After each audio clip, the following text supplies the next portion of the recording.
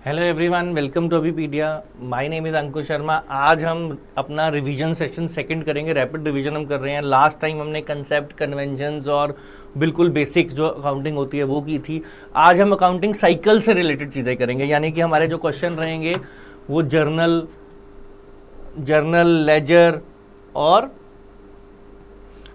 Laser, trial balance, इन topic से related रहेंगे। ज़्यादा जो क्वेश्चंस होंगे हमारे, तो उससे रिलेटेड हम क्वेश्चंस आज डिस्कस करेंगे। अब फर्दर आगे जाने से पहले आपको मैंने लास्ट टाइम भी मैंने आपको बताया था कि ये हमारी सीरीज़ है ना, टेस्ट सीरीज़ है। और ये जो टेस्ट सीरीज़ है ये काफ़ी इफ़ेक्टिव है और उसी का रिज़ल्ट रहा था कि उसी की वजह से जो लास्ट टाइम सिलेक्शंस हुई थी हमारी वो 210 रही थी। तो आप भी इसका बेनिफिट जो है वो सिर्फ इतने रुपीज़ में उठा सकते हैं, और वो भी आपको 100% जो है वो कैशबैक आ जाएगा। और उस कैशबैक आपका अभिपीडिया वॉलेट में आ जाएगा। उससे आप कोई कोर्स ले सकते हैं, माइक्रो कोर्स ले सकते हैं, कोई फर्दर कोई सब्सक्रिप्शन ले सकते हैं, वो आपकी मर्जी है।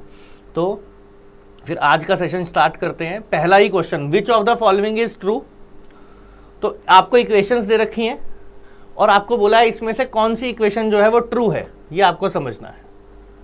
तो देखो जी, कौन सी है जो वो ट्रू हो गई।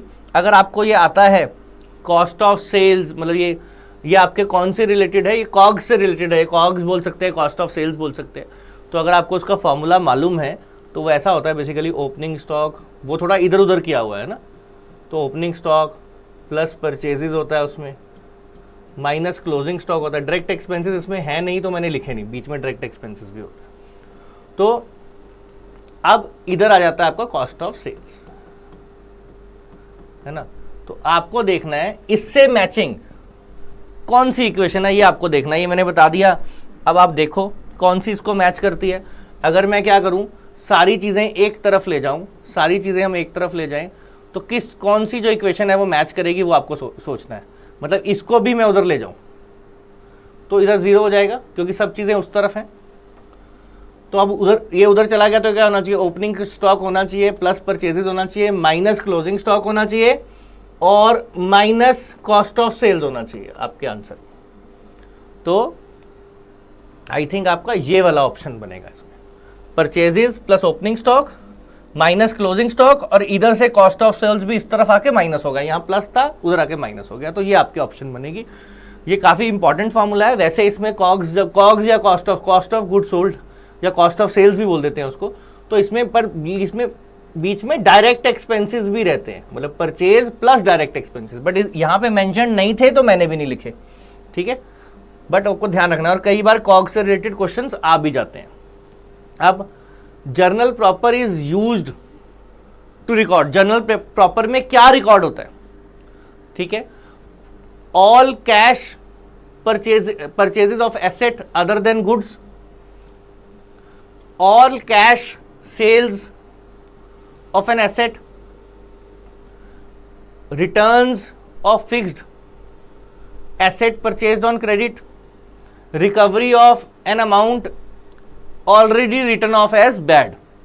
इनमें से कौन सी चीज है जो आपकी इसमें कवर होगी, क्या चीज बताएगा। देखो कैश वर्ड आ गया, ठीक है। आपकी कितनी बुक्स होती हैं, जर्नल प्रॉपर होती है, कैश बुक होती है, परचेज बुक होती है, सेल बुक होती है, ऐसे ही सेल रिटर्न बुक होती है, परचेज रिटर्न बुक होती है, जो मेन बुक्स होती हैं एक्स्ट्रा। तो इनमें से कैश वाली ट्रांजैक्शंस तो कैश बुक में ही जाती हैं, हमने किया हुआ है। क्रेडिट परचेज यहाँ जाती है, क्रेडिट सेल यहाँ जाती है, सिमिलरली सेल रिटर्न और परचेज रिटर्न यहाँ जाती है, और बाकी जो बच जाए जो कहीं नहीं जाती हैं वो जनरल प्रॉपर में जाती हैं।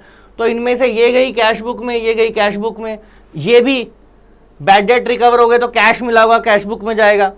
तो बचा ये फिक्स्ड एसेट खरीदा है उधार पे, तो ये ट्रांजैक्शन कहीं नहीं जाती। यहां पे गुड्स की परचेज जाती है, गुड्स मतलब जिसका आप बिजनेस कर रहे हैं।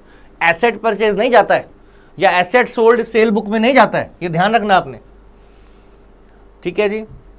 नेक्स्ट करें, no entry needs to be passed when the cheque which is deposited in bank is dishonoured.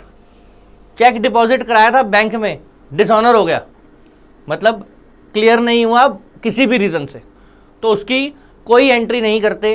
क्या ये बात ट्रू है? पार्टली ट्रू है, फॉल्स है, ये आपको बताना है।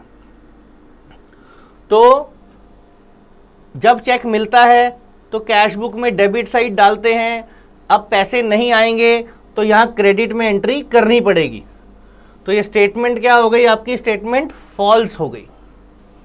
चेक मिला था तो यहां डाला गया था कैश बुक में डेबिट बैंक कॉलम में, अब उसको कहां डाल देंगे, क्रेडिट में डाल देंगे। तो इस चीज का आपने ध्यान रखना है, ठीक है जी। फिर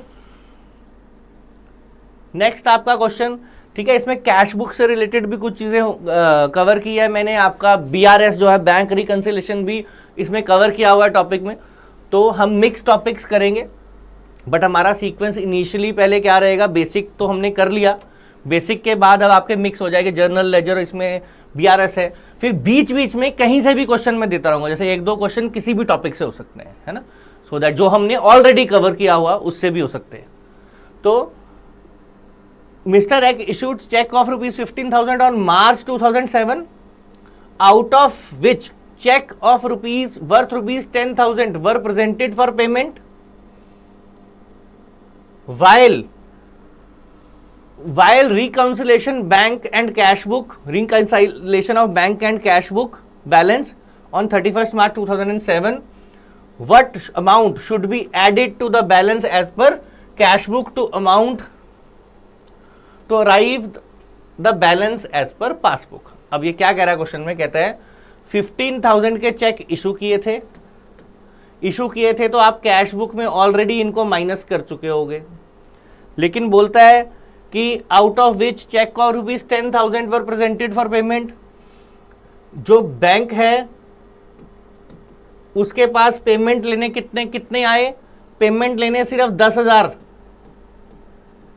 के चेक। आपने 15,000 के चेक दिए थे अलग अलग लोगों को, जिसमें से 10,000 के तो ले गए हैं, यहां लिखा है 31 मार्च तक 10,000 तक की पेमेंट जो है वो लोग ले गए हैं ये। अब बैंक बिना बंदे के आए तो पेमेंट नहीं लेस कर देगा ना, आपने तो लेस कर दिया कैश बुक में, क्योंकि आपने चेक दिया था बंदे को काट के, तो आपने चेक कैश बुक में नोट कर दिया। पर बैंक जो है बिना बंदे के आए तो नोट नहीं करेगा, बिना बंदे के आए तो वो सारे पैसे नहीं देगा। 5,000 के चेक की पेमेंट लेने कोई आया ही नहीं तो बैंक थोड़ा पैसे दे देगा, तो बैंक में इतना ही रहेगा। अब आपसे पूछा है आपको कैसे ट्रीट करना है, पासबुक का बैलेंस लाना है, मतलब कैश बुक के बैलेंस को कैसे ट्रीट करें, क्या ऐड करें कैश बुक के बैलेंस में, ये कह रहा है, ठीक है। What amount should be added to the balance as per cash book, balance as per cash book में क्या अमाउंट ऐड करें कि बैलेंस एज पर पासबुक आ जाए, ये पूछा है। तो आपको ये समझना है कि इस अमाउंट में देखो डिफरेंस क्या है, 5,000 का डिफरेंस है।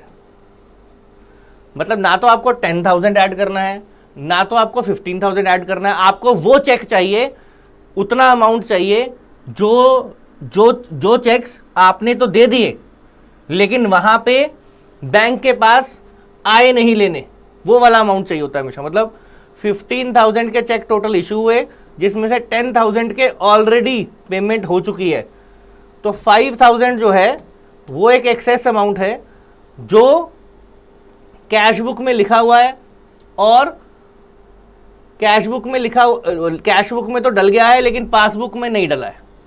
तो आपको क्या करना पड़ेगा, कैसे ट्रीट करना पड़ेगा, आपको ये पूछा है कितना अमाउंट ट्रीट होगा, ऐड और लेस, अभी इसको छोड़ दो ऐड और लेस को, ठीक है। आपको पूछा कितना अमाउंट की ट्रीटमेंट होगी, अमाउंट की ट्रीटमेंट कितनी होगी, 5,000, ये आपने समझना है जो डिफरेंस है, ठीक है।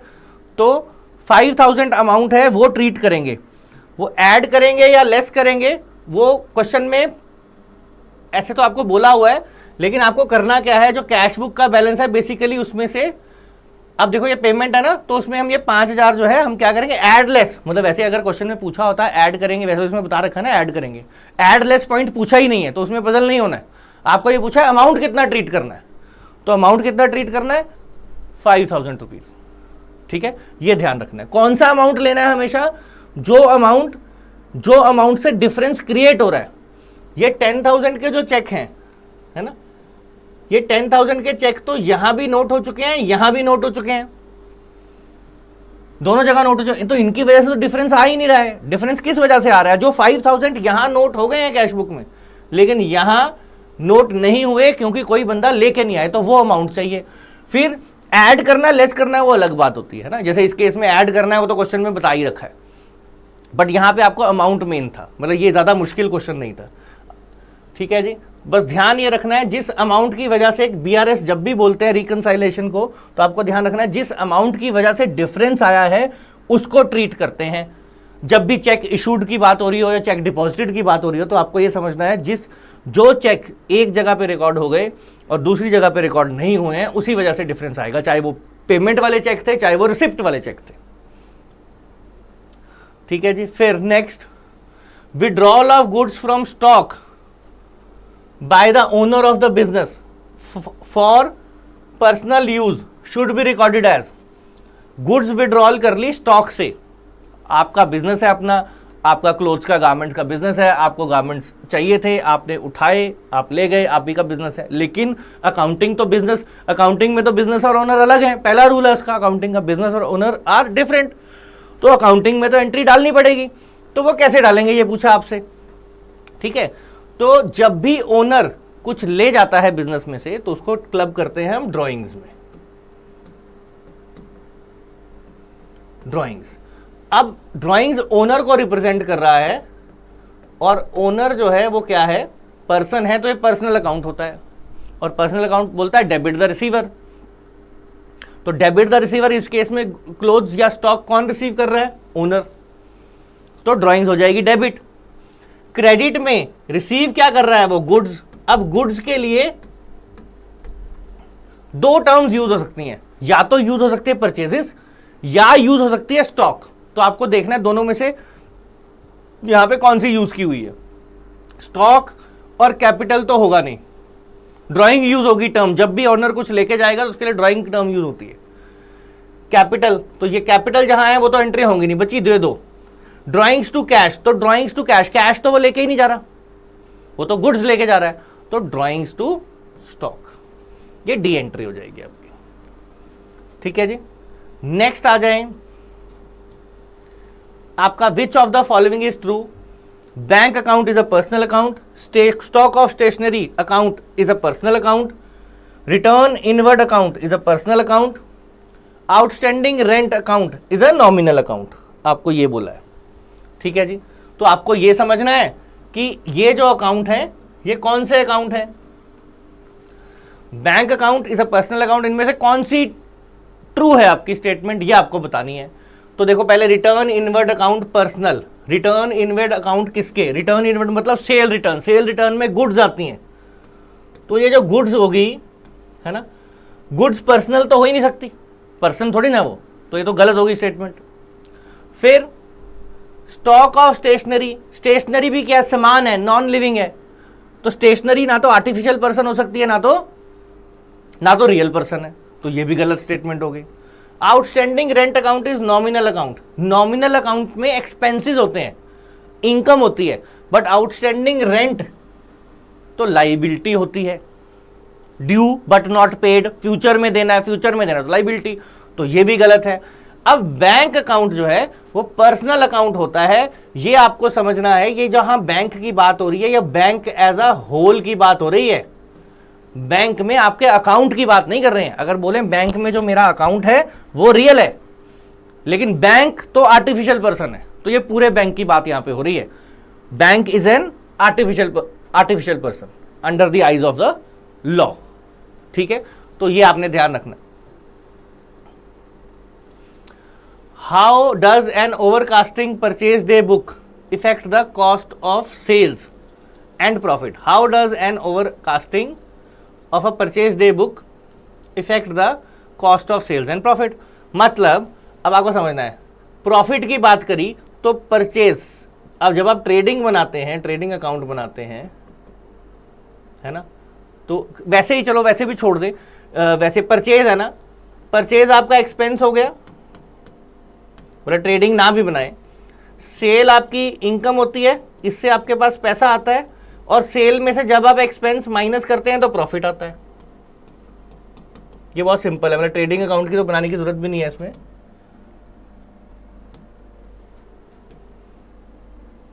ओहो, ठीक है, ठीक है जी। तो परचेज सेल आपका इनकम है और परचेज आपका एक्सपेंस है, सेल में से एक्सपेंस माइनस करें तो प्रॉफिट आता है, सिंपल सी बात है, बहुत सिंपल है ना। तो अब आपको ये देखना है क्या कह रहा है ये, overcasting of purchase day book, मतलब परचेज को ज्यादा दिखा दिया। ओवरकास्टिंग मींस ज्यादा, परचेज ज्यादा दिखाओगे तो क्या होगा, प्रॉफिट क्या हो जाएगा, कम हो जाएगा। Cost of sale, cost of sale का मतलब एक्सपेंस, कॉस्ट ऑफ सेल्स का मतलब एक्सपेंस है ना, सेल करने के खर्चे, सेल करने के लिए खर्चे, तो एक्सपेंस, तो एक्सपेंस क्या हो जाएंगे, बढ़ जाएंगे, कॉस्ट ऑफ सेल बढ़ जाएगी। अब कॉस्ट ऑफ सेल आपकी बढ़ गई तो प्रॉफिट कम हो जाएगा। देखो कौन सी ऑप्शन ऐसा बोल रही है, cost of sales increased and profit is decreased, तो ये बी आपकी ऑप्शन होगी इसमें। अब आपका next question, cash book itself serve as an cash account and bank account and balances are entered in the trial balance directly whether this statement is true or false।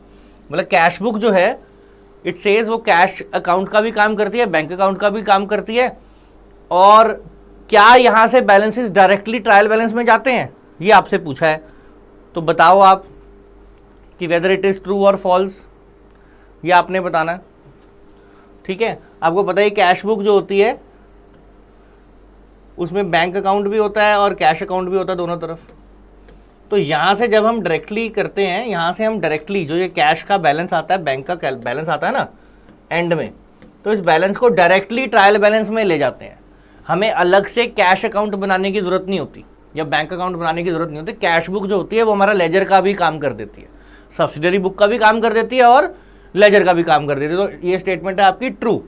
यहां से दोनों balances हम सीधे के सीधे ट्रायल बैलेंस में ले जाते हैं, as a cash balance, as an bank balance. Question number 9 क्या कहता है, bank passbook shows 36 out and the cash book shows a difference, shows a different balance.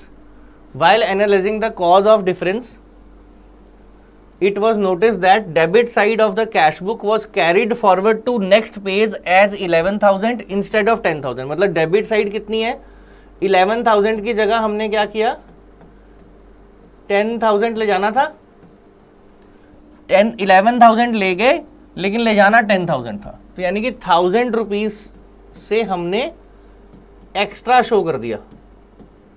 Debit side मतलब रिसिप्ट,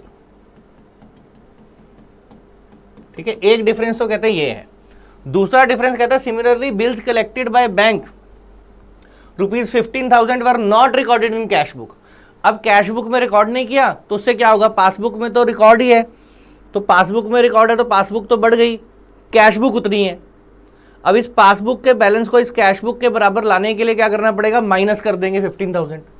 तो 36,000 में से आप क्या करेंगे, 15,000 माइनस कर देंगे एक। अब ये 1,000 का क्या करेंगे, अब इसको समझना है। ये डेबिट साइड का बैलेंस था, डेबिट साइड का बैलेंस था, हम 1,000 एक्स्ट्रा ले गए, तो 1,000 एक्स्ट्रा ले गए तो इसका मतलब कैश बुक जो है वो ज्यादा है ना, कैश बुक 1,000 से ज्यादा हो गई, पासबुक तो उतनी होगी क्योंकि हम गलती से ले गए, पासबुक में तो नॉर्मल सही एंट्री हुई होगी, बैंक ने सही की होगी। तो अब डिफरेंस है, इस पासबुक के बैलेंस को कैश बुक के बैलेंस के बराबर बनाना है तो क्या कर देंगे, ऐड कर देंगे। तो 1,000 जो है क्या हो जाएगा आपका, ऐड हो जाएगा। तो अब आप देखेंगे 36, जब इसको माइनस करोगे आप तो आ जाएगा 21,000 और ये प्लस होके वापिस आ जाएगा आपका 22,000। तो आपका ये 22,000 जो है ये आंसर होगा इसका। ठीक है, आई होप आपको समझ आ गया होगा। ध्यान से समझना, आपको पासबुक का बैलेंस इफेक्ट देखने के बाद, पासबुक का बैलेंस दिया हुआ है तो पासबुक के बैलेंस से ही ट्रीटमेंट करनी है। तो पासबुक का बैलेंस पहले वो कहता है कि पासबुक जो है आपकी बढ़ गई है ना, ये 15,000 के चेक हमने कैश बुक में लिखे नहीं है, अब कैश बुक में नहीं लिखे तो पासबुक में तो लिखे हैं, तो पासबुक ज्यादा हो गई, कैश बुक उतनी है, तो इस बैलेंस को तो माइनस कर देंगे पासबुक से। फिर दूसरे में कहता है कि कैश बुक में हमने, कैश बुक में क्या किया है, हमने 11,000 लिख दिया है 1,000 की जगह, 10,000 की जगह 11,000 लिख दिया है ना, तो क्या हुआ, 1,000 ज्यादा लिख दिया है, तो कैश बुक में तो 1,000 ज्यादा चला गया लेकिन पासबुक में तो नहीं गया, तो आप क्या करेंगे, पासबुक को बढ़ा देंगे और आपका आंसर जो है वो क्या आ जाएगा, 22,000 आ जाएगा। ठीक है जी। नेक्स्ट क्वेश्चन पे चलते हैं। Payment of salary to Ranveer is recorded by, Ranveer को सैलरी दी, कैसे रिकॉर्ड करेंगे, सैलरी को डेबिट करें, कैश को क्रेडिट करें, कैश को डेबिट करें, सैलरी को क्रेडिट करें, रणवीर को डेबिट करें, कैश को क्रेडिट करें, कैश को डेबिट करें, रणवीर को क्रेडिट करें। देखो सबसे पहले सिंपल है कि सैलरी दी है आपने तो कैश जा रहा है तो कैश क्रेडिट होगा, सबसे पहली बात। तो क्रेडिट कैश वाली एक तो ये है ऑप्शन और क्रेडिट कैश वाली ये ऑप्शन है। दूसरी चीज क्या है, सैलरी रणवीर को मिली है लेकिन कोई भी expense, salary is an expense, interest is an expense paid, है ना, कोई भी एक्सपेंस या इवन इनकम कभी भी किसी के पर्सनल नाम पे नहीं लिखते हैं, जो एक्सपेंस है उसके ऊपर जाती है। जैसे एक्सपेंसेस में क्या है, सैलरी है तो सैलरी पे जाएगा, रणवीर के नाम पे नहीं जाएगा, याद रखना है। Expenses and incomes are never debited और credited to the person's name. ठीक है, तो यानी कि ऑप्शन होगी ये, डेबिट सैलरी, क्रेडिट कैश। फिर while posting the purchase book, purchase book जब पोस्ट करते हैं, पोस्टिंग करते हैं परचेज बुक से, है ना, only total of purchase book is posted to the debit side of purchase account.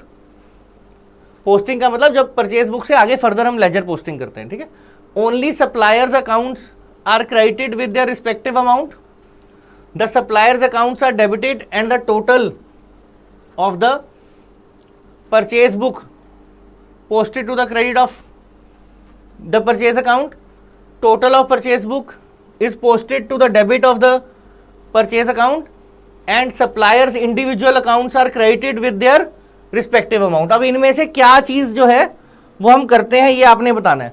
इनमें से कौन सी ऑप्शन जो है वो हम फॉलो करते हैं।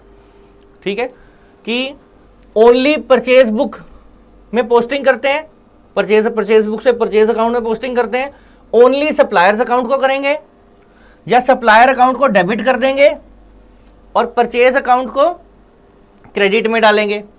देखो परचेज बुक में सबसे पहली बार एंट्री होती है, कौन सी एंट्री होती है, क्रेडिट परचेज की, है ना। तो अब यहां से जब लेजर बनेगा तो दोनों अकाउंट में पोस्टिंग होगी पहले तो ये। अब पोस्टिंग होनी कैसे चाहिए, परचेज तो डेबिट होती है हमेशा, तो परचेज का जो टोटल होता है इकट्ठा, डिटेल इसमें है परचेज बुक में, टोटल जो इकट्ठा होता है वो उठाते हैं और परचेज अकाउंट में डाल देते हैं। और जो ये क्रेडिटर होते हैं, ये क्रेडिटर मतलब इनको पेमेंट करनी है ना, हमने उधार में खरीदा है, इनके इंडिविजुअल अकाउंट में इनके अपने अपने अमाउंट जाते हैं। रणवीर का अलग अमाउंट चला जाएगा, श्याम का अलग, कंपनी से कुछ खरीदा उस कंपनी से, जिस भी कंपनी से खरीदा है, जिस भी बंदे से खरीदा, उसका इंडिविजुअल नाम क्या जो उसका लेजर है उसमें उसका रिस्पेक्टिव अमाउंट चला जाएगा। ठीक है, एंट्री तो हमेशा यही होती है, परचेज टू क्रेडिटर या परचेज टू बंदा, तो परचेज अकाउंट में हमेशा डेबिट में जाएगी और ये जो बंदे हैं इनके अकाउंट में क्रेडिट में जाएगी। तो वो वाली ऑप्शन कौन सी बन रही है आपकी, total posted to debit and suppliers individual accounts are credited, ये वाली ऑप्शन है। परचेज की एंट्री सिंपल होती है, परचेज टू राम, तो राम क्रेडिटर हो गया, क्रेडिट में उसके लेजर के अंदर क्रेडिट में एंट्री जाएगी, परचेज की जो है वो डेबिट में जाएगी, लेकिन परचेज का एक ही बारी में टोटल चला जाएगा और जो ये क्रेडिटर्स हैं उनके इंडिविजुअल अकाउंट में इनके अपनी अपनी जिसने जितनी परचेज, जिससे जितनी हमने परचेज की थी वो अमाउंट चला जाएगा। सेम सेल बुक में भी ऐसे ही होता है। Goods sold on credit were returned by the customer and cash was given immediately. ये कहाँ रिकॉर्ड होगा, तो कहता जनरल प्रॉपर में रिकॉर्ड होगा, सेल रिटर्न में होगा, कैश बुक में होगा या सेल्स रिटर्न बुक और कैश बुक दोनों में होगा। तो आपको समझना है, गुड्स रिटर्न किए और साथ के साथ कैश भी वापस कर दिया तो कैश इन्वॉल्व है, तो कैश बुक में तो जाएगा ही जाएगा। और गुड्स रिटर्न की है तो पहले उधार और इमीडिएटली कैश भी वापस किया, तो गुड्स रिटर्न की है तो क्या होगा, आपका सेल रिटर्न में भी जाएगा। तो आपका आंसर होगा इसमें डी, क्योंकि दोनों ट्रांजैक्शन साथ साथ हो रही है। ठीक है जी, अब ये आपका क्वेश्चन है कि आइडेंटिफाई करना है, identify the effect of following reasons of preparing bank reconciliation statement, reconciles by means of add मतलब इंक्रीज एंड लेस मतलब माइनस। कैसे करना है, तो कहता है overdraft balance as per passbook दिया है और दूसरा बैलेंस क्या दिया है, balance as per cash book. देखो ओवरड्राफ्ट और ये क्यों लिखे हुए हैं, क्योंकि इन दोनों में एक ही तरह की ट्रीटमेंट होती है। तो आप क्या करो, आप ये वाला बैलेंस से करो, balance as per cash book, क्योंकि इसमें ऐड लेस करने में फिर आसानी होगी। तो हम क्या करेंगे, हम जो ट्रीटमेंट करेंगे वो कैश बुक का बैलेंस मूव करके करेंगे, ठीक है। और कैश बुक का जो बैलेंस होगा उसके अंदर करेंगे, वरना इसके अंदर क्या करना पड़ेगा, आपको नेगेटिव बैलेंस लेना पड़ेगा और फिर इसमें ट्रीटमेंट उल्टी हो जाएंगी तो कंफ्यूज होगा। तो बेटर है कि ओवरड्राफ्ट एज पर पासबुक और balance as per cash book एक ही बात होती है, मतलब एक ही तरह से ट्रीटमेंट होती है, तो आप इसकी तरह ट्रीटमेंट करो। पहला क्या था, credit side of the bank column of the cash book was cast short bank column of cash book, यानी कि पेमेंट कम दिखा दी। अब पेमेंट कम दिखाने से क्या होगा, कैश बुक में पेमेंट कम दिखा दी आपने, कैश बुक में पेमेंट कम दिखाई तो क्या होगा, कैश बुक जो है उसमें मान लो आपने 300 रुपीज़ पे किए तो वो कम हो गई। पासबुक में आपने मतलब ये कम दिखाई हो ना, पासबुक में आपने 200 ही किया होगा ऐसे। तो अब डिफरेंस में क्या है, कैश बुक जो है आपकी क्या है, कैश बुक जो है आपकी क्या है। अब आपको देखो इसको, ठीक है, इन ट्रांजैक्शंस को ध्यान से पढ़ना है और फिर प्लस या माइनस आपने देखना है इनका ना। तो अब ये आपको बेसिकली ये देखना होता है कि आप कैसे कर रहे हैं। तो credit side of the bank column of the cash book है ना, तो क्रेडिट साइड होती है पेमेंट। अब पेमेंट आपकी शॉर्ट कर दी उन्होंने, पेमेंट कम दिखा दी, आपने ट्रीटमेंट कैश बुक के बैलेंस से करनी है। तो अब आप जब उसको कम दिखाएंगे तो क्या होगा, देखो क्या आप मान लेते 300 की पेमेंट थी है ना, तो कैश बुक से पासबुक से तो 300 ही होगा, इसमें 200 ही हुआ कैश बुक में, क्योंकि कम शॉर्ट करी है पेमेंट है ना, तो इसमें 300 हुआ। अब डिफरेंस क्या होगा, पासबुक यहां चली गई, कैश बुक आपकी यहां चलेगी। क्वेश्चन हम कैश बुक से ट्रीट कर रहे हैं तो हमेशा ध्यान रखना जिस बैलेंस को हम ऊपर ले रहे हैं उसी बैलेंस से ट्रीट करते हैं। तो कहां क्या करेंगे, माइनस कर देंगे कैश बुक को, ठीक है। पेमेंट शॉर्ट होगी, पेमेंट शॉर्ट होने का मतलब कि बैंक में तो पूरी दिखाई होगी पेमेंट, लेकिन कैश बुक में कम दिखाई होगी, तो इसलिए कैश बुक ज्यादा है। तो कैश बुक को पासबुक के बराबर बनाने के लिए क्या करना पड़ेगा, माइनस। तो इसको तो करना पड़ेगा माइनस। फिर ऐसे बैंक चार्जेस नॉट रिकॉर्डेड, तो बैंक चार्जेस पासबुक में रिकॉर्ड हो गए, पासबुक कम हो गई, कैश बुक में रिकॉर्ड नहीं हुए, तो अब क्या करना पड़ेगा, माइनस, ये भी माइनस हो जाएगा। फिर cheque drawn but not presented, cheque draw किए मतलब हमने चेक बनाए और पेमेंट कर दी, तो चेक अगर हमने ड्रॉ करके पे कर दिए तो क्या होगा, कैश बुक हमारी क्या हो जाएगी, कम हो जाएगी, क्योंकि कैश बुक में तो हम ही ने नोट कर दिया, हमने नोट कर दिया। लेकिन बंदे लिखा हुआ है not presented for payment, payment लेने नहीं आया कोई भी, तो पेमेंट लेने नहीं आया तो बैंक ने तो कम नहीं किया। अब कैश बुक यहाँ है, पासबुक यहाँ है, तो अब क्या कर देंगे, ऐड कर देंगे, तो ये थर्ड वाली हो जाएगी ऐड। फिर cheque received and recorded in the bank column not sent for bank for collection, cheque आपने रिसीव कर लिया तो यानी कि कैश बुक बढ़ गई है ना, चेक रिसीव्ड, लेकिन उसे बैंक भेजा ही नहीं, कैश बुक में तो रिसीव कर लिया, कैश बुक बढ़ा दी, लेकिन पासबुक उतनी है, तो अब क्या हो जाएगा, कैश बुक ज्यादा है पासबुक कम है, तो क्या कर देंगे, माइनस कर देंगे, तो ये भी माइनस में चला जाएगा। फिर आ जाए cheque not cleared by bank, अब बैंक ने चेक क्लियर नहीं किए तो इससे क्या होगा, इससे आपका क्या होगा, cheques not cleared by bank, bank ने चेक्स को क्लियर नहीं किया, तो cheque not cleared by bank है ना, बैंक ने क्लियर मतलब हमने तो डिपॉजिट करा दिए, तो क्या होगा, कैश बुक बढ़ गई, लेकिन अभी बैंक से वहां से क्लैरिटी क्लियर नहीं हुए हैं, मतलब हमारे अकाउंट में, बैंक अकाउंट में पैसे नहीं आए, तो पासबुक तो उतनी है, कैश बुक ज्यादा हो गई, क्योंकि हमने तो जब चेक बैंक में भेजे थे तभी उनको रिकॉर्ड कर दिया था, तभी रिकॉर्ड कर दिया था कि पेमेंट आ गई हमारे पास, तो अब कैश बुक ज्यादा है तो माइनस में डाल दो इसको भी, ठीक है। लास्ट कहता है insurance claim received by bank but not recorded in cash book, तो बैंक ने रिसीव कर लिया, पासबुक बढ़ा दी, लेकिन कैश बुक में हमें तो पता है नहीं क्योंकि लिखा हुआ है नॉट रिकॉर्डेड बाय बैंक, तो not recorded in cash book, तो कैश बुक उतनी है, तो अब इसको बढ़ा दो। तो अब इसके हिसाब से देखो थर्ड और सिक्स्थ आपकी प्लस है, बाकी सब माइनस है, तो ये ऑप्शन आपकी बनेगी, ठीक है जी। अब नेक्स्ट आ जाए आपके, what is the account, what accounting entries is required for issuing a purchase order of ₹10,000 to SK Saha, ठीक है, क्या अकाउंटिंग एंट्री चाहिए होगी, तो क्या किया है, परचेज ऑर्डर टू साहा, है ना, तो परचेज टू कैश होगी,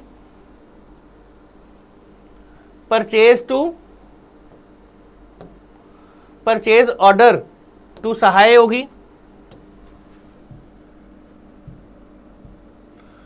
परचेज ऑर्डर टू एसके सहाय होगी, या कुछ भी नहीं होगी, कुछ भी नहीं होएगा, कोई भी एंट्री नहीं होगी।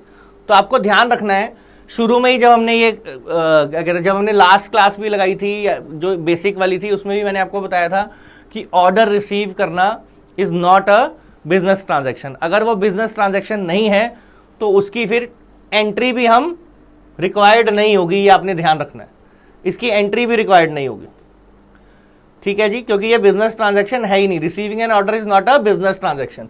Goods purchase from mister Z, the payment for which is due after 2 months। Goods receive करी, पेमेंट मिलेगी 2 महीने बाद, तो कहां रिकॉर्ड होगी, पर गुड्स खरीदे हैं तो कहां रिकॉर्ड होगी, परचेज बुक में, ठीक है, ना तो जर्नल प्रॉपर में ना रिटर्न में। 2 महीने बाद पेमेंट मिलेगी, पेमेंट जब मर्जी मिले, उधार है ना, कैश में होती तो कैश बुक में जाती, उधार में है तो कहां जाएगी, आपकी परचेज बुक के अंदर। Next, furniture taken by owner, owner furniture ले गया, ओनर फर्नीचर ले गया तो एक अकाउंट तो ड्राइंग्स और दूसरा अकाउंट क्या क्या ले गया है वो फर्नीचर, फर्नीचर बनेगा, यानी कि एंट्री होगी ड्राइंग्स टू फर्नीचर। अब ये जो एंट्री है ये कहां रिकॉर्ड करेंगे, लेजर में डायरेक्ट तो करेंगे नहीं, एक्सपेंस लेजर में करेंगे, एक्सपेंस रजिस्टर में करेंगे, कैश बुक में करेंगे, नहीं जी, कहां करेंगे, जर्नल प्रॉपर। कैश रिलेटेड है नहीं तो कैश बुक में नहीं जाएगी, लेजर में डायरेक्ट जाएगी नहीं, एक्सपेंस रजिस्टर में भी नहीं जाएगी क्योंकि एक्सपेंस तो है नहीं, ये क्या है, ये है जर्नल प्रॉपर की एंट्री। बिकॉज जो भी entries cash book, purchase book, cell return book इनमें नहीं जाती हैं, वो कहां जाएंगी, सब जर्नल एंट्री, सब इसमें जर्नल प्रॉपर में जाती हैं, ये आपको ध्यान रखना है। ट्रेडिशनल अकाउंटिंग में हम जर्नल बनाते थे सारी एंट्रीज का और फिर लेजर बनाते थे, लेकिन अब जब मॉडर्न अकाउंटिंग हो गई है तो मॉडर्न अकाउंटिंग में हमने क्या किया है, लेजर को ही जो आपका जर्नल है उसी को स्प्लिट कर दिया है। तो जर्नल प्रॉपर हो गया, कैश बुक हो गई, परचेज बुक हो गई, सेल बुक हो गई, ये सारी बुक्स बनती हैं और स्पेसिफिक एंट्रीज यहाँ पे डाली जाती हैं, ठीक है। तो जो कैश में जाती हैं वो कैश बुक में, जो क्रेडिट सेल की होती हैं वो सेल बुक में, जो क्रेडिट परचेज की होती हैं वो परचेज बुक में जाती हैं, है ना। सेल रिटर्न वाली सेल रिटर्न में, परचेज रिटर्न वाली परचेज रिटर्न में, और जो बच जाती हैं वो वहाँ जाती हैं, कहाँ पे जाती हैं, जर्नल प्रॉपर में। तो ये ध्यान रखना है आपने। फिर mister x is a debtor, 2000 rupees उसने हमें देने हैं। बिकेम इंसॉल्वेंट, इंसॉल्वेंट मतलब दिवालिया घोषित हो गया कोर्ट के थ्रू, है ना। अब वो पैसे नहीं दे सकता किसी के भी, तो जितने पैसे मिलेंगे वो ले लिए जाते हैं। तो 50% मिलेगा कहां से, ऑफिशियल रिसीवर ने डिक्लेयर कर दिया है कि 50% पैसे, जिसने कैलकुलेशन कर लिया और बोला आपके 50% पैसे मिल जाएंगे, 50% नहीं मिलेंगे, बता दिया आपको। तो जो मिले हैं अभी तो मिलने हैं, मिलेंगे नहीं ना, अभी मिलेंगे, जब मिलेंगे तब एंट्री कर देंगे। अभी क्या है, अभी तो हमें ये पता लग गया 50% नहीं मिलेंगे, तो इसका 50% हो गया 1000 नहीं मिलेगा तो हो गया बैड डेट। तो एंट्री क्या डालेंगे, बैड डेट नुकसान है, डेबिट हो जाएगा, डेबिट ऑल लॉसेस। क्रेडिट में क्या जाएगा आपका, ठीक है, बैड डेट तो चला गया डेबिट में, आपका डेबिट में, तो क्रेडिट में क्या जाएगा, क्रेडिट में आपकी एंट्री जाएगी डेटर, जिसकी वजह से नुकसान हुआ है ना, तो डेटर चला जाएगा क्रेडिट में। देखो ये कौन सी एंट्री मैच कर रही है इससे, डेबिट में तो ये चला गया, क्रेडिट में आपका जाएगा डेटर, कौन सी एंट्री मैच कर रही है वो देखो, bad debt account to debtor, कौन सी है ये, बी एंट्री है ना, नहीं A, bad debt debit bad debt credit debtor 1000, ये वाली, हाँ ठीक है, ए वाली है ना, दिस वन, ठीक है। बी में कैश और डेटर है, इसमें कैश और डेटर है, इसमें डेटर और पीएनएल, ठीक है जी, ये पहले ए वाली, ठीक है जी। If a provision for doubtful डेब्ट is created, the entry is to be debit, the entry is to debit the dash account and credit the dash account. कहता है अगर प्रोविजन फॉर बैड डेट आपने बताई, बैड डेट की provision क्या होती है, जो बैड डेट होने वाले हैं उसकी एंटिसिपेशन कर लेते हैं और पहले ही अलग से प्रोविजन बना के रख लेते हैं प्रॉफिट में से। तो अब क्या है, जब इसकी एंट्री कैसे होगी, इसकी एंट्री में क्या होगा, प्रोविजन किसके अगेंस्ट बना रहे हो आप,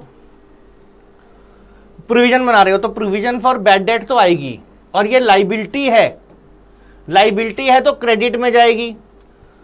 तो क्रेडिट में वाली ऐसी दो है ना, ये एक ही ऑप्शन है क्रेडिट वाली, वैसे तो प्रोविजन फॉर बैड डेट, और कोई है ही नहीं क्रेडिट में, तो यहीं से पता लग जाएगा। लेकिन क्योंकि ये हमारा जो है चार्ज अगेंस्ट प्रॉफिट है, बनेगी कहां से प्रोविजन, प्रोविजन प्रॉफिट में से बनेगी, चार्ज अगेंस्ट प्रॉफिट है, तो पीएनएल में डेबिट चली जाएगी। तो एंट्री हो जाएगी आपकी profit and loss account debit to provision for bad debt. फिर आ गया rent paid in advance. Rent आपने एडवांस में पे कर दिया, अब प्रीपेड रेंट हो गया ये। अच्छा, पहले तो आपको पूछा गया इज कौन सा अकाउंट है, ये पूछा है। रेंट पेड इन एडवांस कौन सा अकाउंट है, तो आपको ध्यान रखना है ये क्या है, रिप्रेजेंटेटिव पर्सनल अकाउंट होता है, रियल अकाउंट नहीं होता है। ये क्या होता है, रिप्रेजेंटेटिव। लॉ में मानते हैं, अकॉर्डिंग टू अकाउंटिंग माना जाता है कि जो आउटस्टैंडिंग एक्सपेंस होता है, प्रीपेड एक्सपेंस होता है, अक्रूड इनकम होती है, प्री रिसीव्ड इनकम होती है, ये चारों जो हैं ये आर्टिफिशियल पर्सनल अकाउंट हैं। ये आपको ध्यान रखना है। एसेट या लाइबिलिटी भी ये होते हैं, बट जब टाइप ऑफ अकाउंट्स आपसे पूछेंगे तो ये कौन से अकाउंट हैं, पर्सनल अकाउंट है।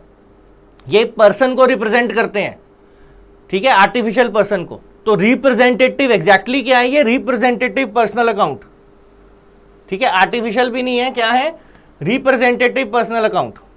आर्टिफिशियल तो वो होते हैं जो लॉ आइडेंटिफाई करता है, बट ये सिर्फ अकाउंटिंग पर्पस के लिए हम मानते हैं, तो इसमें क्या है, रिप्रेजेंटेटिव पर्सनल अकाउंट होते हैं, ठीक है जी। फिर विच of the following statement are true, the cell of an asset is recorded in the sales book, total of return आउटवुड book is debited to the return आउटवुड account, the balance of petty cash book is a liability, cash book is a subsidiary book as well as a laser. बोला कौन सी जो है statement वो true है, ये बताना है आपको। इनमें से कौन सी स्टेटमेंट ट्रू है ये बताना है आपको, कि इनमें से कौन सी sale of asset is recorded in sales book, ये तो गलत हो गई। फिर total of return output book is debited to return, ये भी गलत है। रिटर्न आउटपुट का क्रेडिट बैलेंस होता है, ठीक है, परचेज का डेबिट बैलेंस होता है, तो ये परचेज रिटर्न हुई, इसका क्रेडिट बैलेंस होता है, तो उसने बोला डेबिट में रिकॉर्ड करें, गलत है। पेटी कैश बुक, पेटी कैश बुक या कैश बुक तो आपकी है, उसका बैलेंस लाइबिलिटी नहीं होती है, एसेट होगा। तो ट्रू क्या है, ये कैश बुक सब्सिडरी बुक का भी काम करता है, क्योंकि इनिशियली एंट्री उसी में डालते हैं हम, और लेजर का भी काम कर देता है, क्योंकि यही वहीं से डायरेक्टली हमें कैश अकाउंट अलग नहीं बनाना, बैंक अकाउंट अलग नहीं बनाना, वहीं से डायरेक्टली हम ट्रायल बैलेंस में डाल देते हैं, तो इसलिए वो लेजर का भी काम करता है कैश बुक हमारा, ठीक है। What is the treatment if starting point is favourable cash book when wrong debit by bank, in case of wrong debit by bank.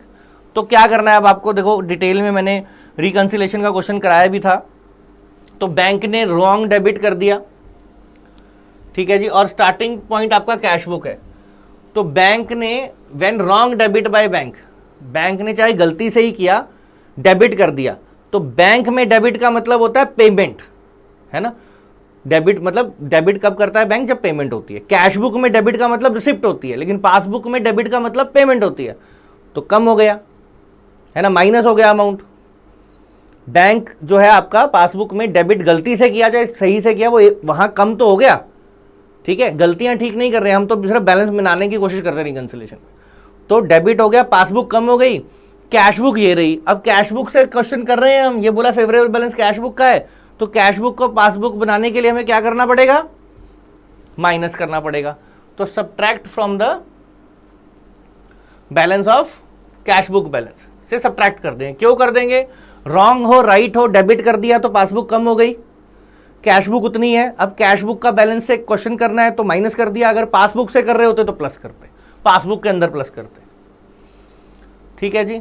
फिर विच of the following is a liability of a firm, इनमें से कौन सी है जो liability है firm की। Debit balance of analytical पेटी कैश बुक, ये लाइबिलिटी है। क्रेडिट बैलेंस ऑफ पासबुक, ये लाइबिलिटी है। Debit balance of bank column of cash book, ये लाइबिलिटी है। या credit balance of bank column of cash book, इनमें से कौन सी चीज जो है वो आपकी लाइबिलिटी है। Debit balance of analytical cash book, debit balance तो एसेट होता है। क्रेडिट बैलेंस ऑफ पासबुक, अभी मैंने बताया पिछले क्वेश्चन में, पासबुक में क्रेडिट का मतलब आपकी फेवर की बात है, तो पासबुक में ये भी क्या है, एसेट होगा, ये भी क्या है, एसेट होगा। लाइबिलिटी पूछी है। फिर पूछा है debit balance of bank column of the cash book. अब डेबिट बैलेंस है बैंक कॉलम का कैश बुक का, तो डेबिट बैलेंस मतलब ये है ना, तो डेबिट बैलेंस जो है वो कैश बुक का क्या होना चाहिए, वो तो एसेट होगा। अब credit balance of cash book जो है, cash book, bank column of cash book, आपको ये ध्यान रखना है कैश बुक की बात हो रही है दोनों जगह। तो कैश बुक का डेबिट बैलेंस तो एसेट होता है और क्रेडिट बैलेंस जो है वो ओवरड्राफ्ट होगा या लाइबिलिटी होगी, ठीक है। तो credit balance of the cash column जो है वो क्या होता है, आपका लाइबिलिटी होती है।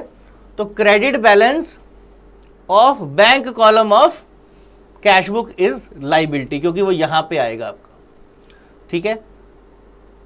हमेशा याद रखना है पासबुक में डेबिट और क्रेडिट होता है, कैश बुक में डेबिट। कैश बुक में डेबिट मतलब रिसिप्ट और क्रेडिट मतलब पेमेंट, लेकिन वही जब पासबुक में बैंक एंट्री करता है तो रिसिप्ट सारी कहां डालता है, क्रेडिट में डालता है, उल्टा होता है, और पेमेंट कहां डालता है, डेबिट में डालता है। तो हमेशा ध्यान रखना है।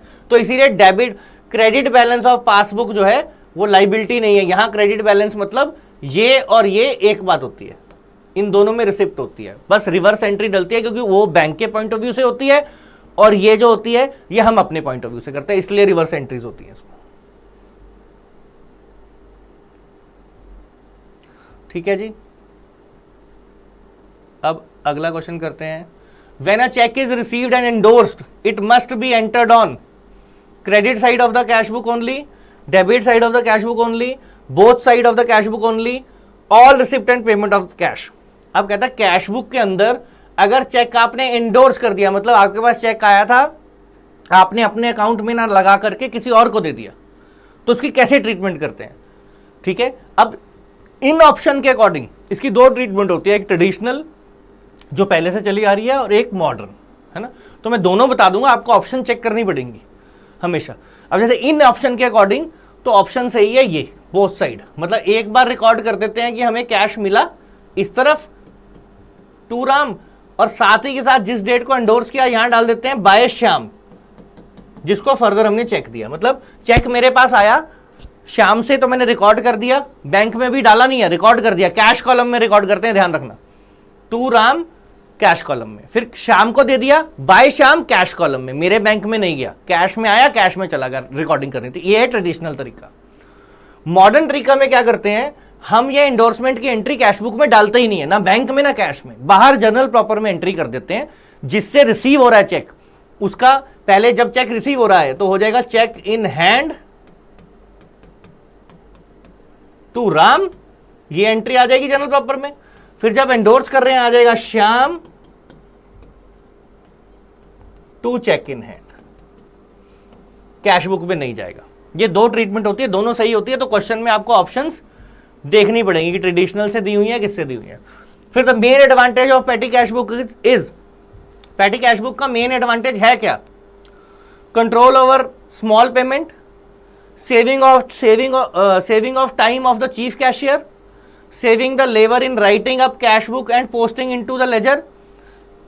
अब ये तीनों ही एडवांटेज हमें पेटी कैश बुक देती है। छोटे मोटे सारे खर्चे जो हैं वो एक छोटे कैशियर को दे देते हैं, छोटा उसे अमाउंट दे देते हैं, वो अपने आप नोट करता रहता है, और नटशेल में जो बड़ी कैश बुक है उसमें सिर्फ इतना नोट होता है, इतना पेटी कैश हमने उसको दे दिया, और इसकी डिटेल वहां से हम ले लेते हैं छोटे मोटे खर्चों के लिए। तो आ जाएगा आंसर ऑल ऑफ देम, ठीक है जी। तो ये आपका आज का हमारा लास्ट क्वेश्चन था जो हमने करना था, ठीक है। इफ़ यू वांट कि स्पेसिफिक किसी टॉपिक से मैं फर्दर क्वेश्चंस लेके आऊँ, if you want to cover that specific topic, वैसे तो मैं सारे ही कवर करूँगा, but still if you want to, या इन्हीं में से जो टॉपिक हमने किया है इन्हीं में अगर आपको डाउट हो कोई या नहीं है, तो उसी में से आप चाह रहे हो कि ज़्यादा क्वेश्चंस मैं कवर करूँ नेक्स्ट सेशन में, तो ज़रूर मुझे बताना। बाकी इसके बारे में मैं आपको पहले ही बता चुका हूं कि ये आपके पास अवेलेबल है टेस्ट सीरीज, और इस टेस्ट सीरीज का काफ़ी एडवांटेज होगा क्योंकि 100+ टेस्ट इसमें हैं, और इतने टेस्ट आप करोगे तो आपके अपने आप ऑटोमेटिकली रिवीजन हो जाएगी एमसीक्यूज की, ठीक है। और 750 में है, बट 100% कैशबैक भी है इसमें, और उस कैशबैक जो आपके वॉलेट में आ जाएगा अभी पीडिया वॉलेट में, उससे आप सब्सक्रिप्शन ले लो, कुछ भी लो। So thank you very much. और फिर हम क्या करेंगे अब फर्दर, जब मैं नेक्स्ट क्लास में हम मिलेंगे, इफ़ यू वांट किसी टॉपिक के बारे में आप चाहते हैं स्पेसिफिक टॉपिक कोई कवर करना है या कुछ है, तो वो मुझे बता देंगे, उसके क्वेश्चंस भी डाल दूंगा। अदरवाइज मैं तो कवर करूंगा इस which are important, whichever topics are important, जो आ सकते हैं या जो आए हुए हैं उसके अकॉर्डिंग।